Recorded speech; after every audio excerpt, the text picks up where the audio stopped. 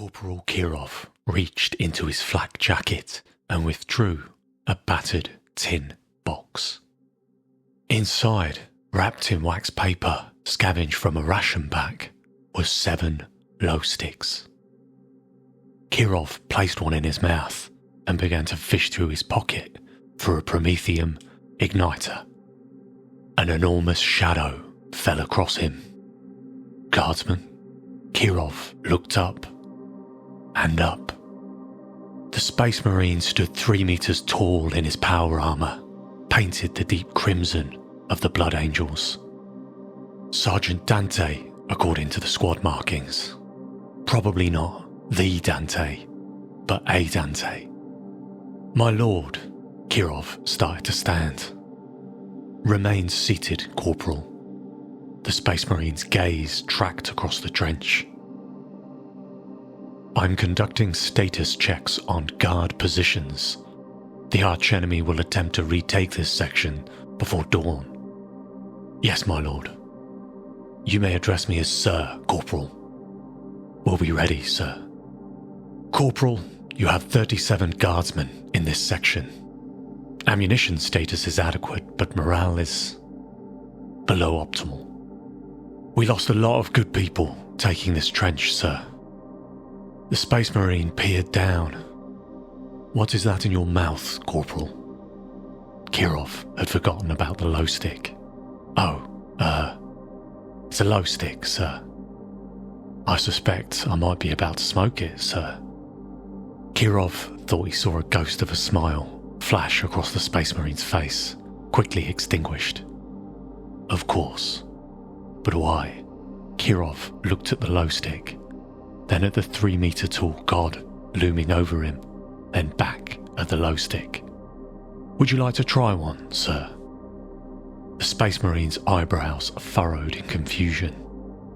My body does not require artificial stimulants, Corporal. I know, sir.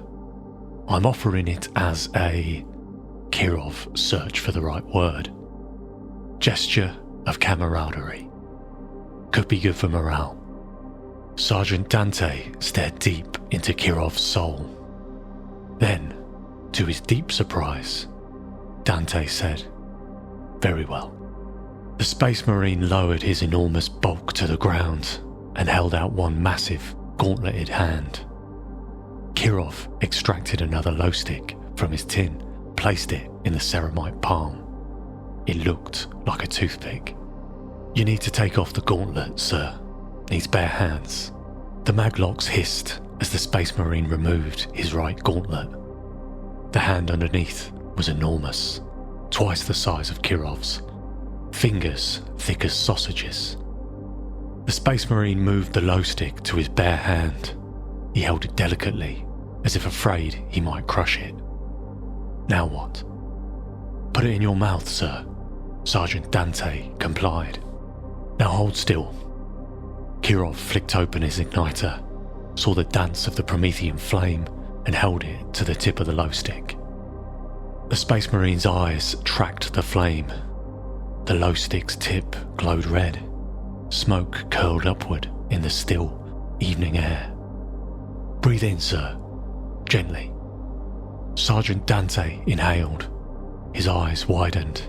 Then he coughed, a sound like a bolter jamming, and jerked the lho-stick from his mouth. Throne, that's hideous. Yeah, that's usually everyone's first try, sir. Why on terror would anyone choose to do this? It gets better. Try again. Slower this time. The Space Marine stared at the lho-stick with suspicion. Then, he tried again. He managed 3 seconds before coughing. Smaller breaths, sir. How small?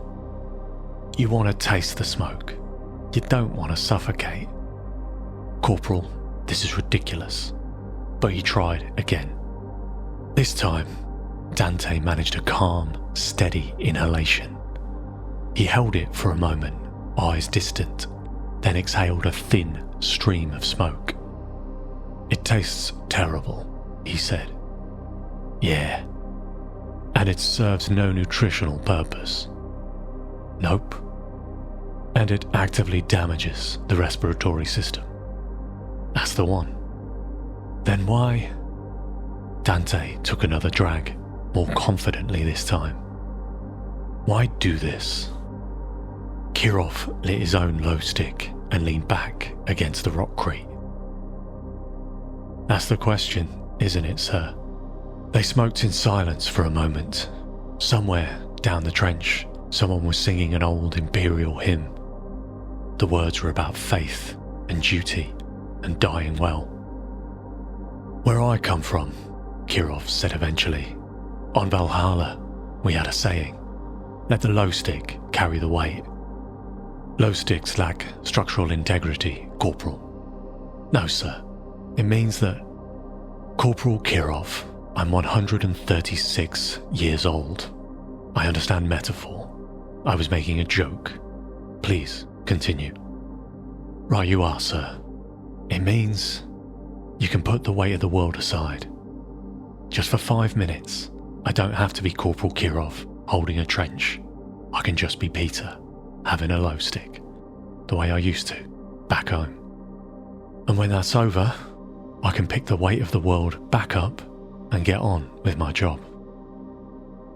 The Space Marine sighed. He raised an enormous palm to his forehead and closed his eyes. He was no longer a god. He was a man, exhausted at the end of an impossibly long day. When I was called to join the Astartes, the sergeant said eventually, his voice distant. They took me apart, broke down everything I was, and rebuilt it.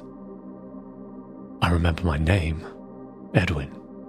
I remember my homeworld, Baal. But I don't remember my mother's face. Don't remember if I had siblings.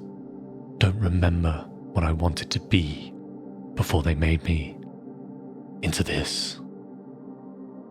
He flexed his massive hand, watching the smoke curl between his fingers. There are moments when I wonder what my life would have been like. In what way, sir? Kirov asked.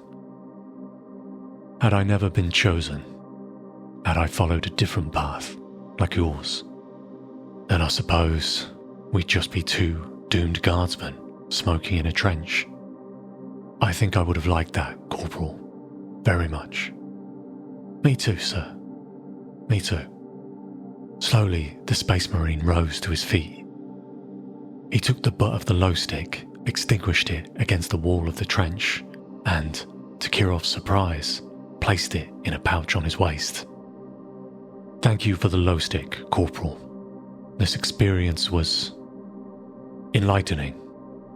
I will return to this section before dawn. See that you are prepared. I do not give you permission to die before my return, Corporal. Thank you, sir. And this has been the first human-recorded episode of Tales from the Order Redactors. I hope you enjoyed it. If you fancy more Warhammer short stories, be a good chap and hit that like button, would you? Perhaps subscribe while you're at it. Good lad.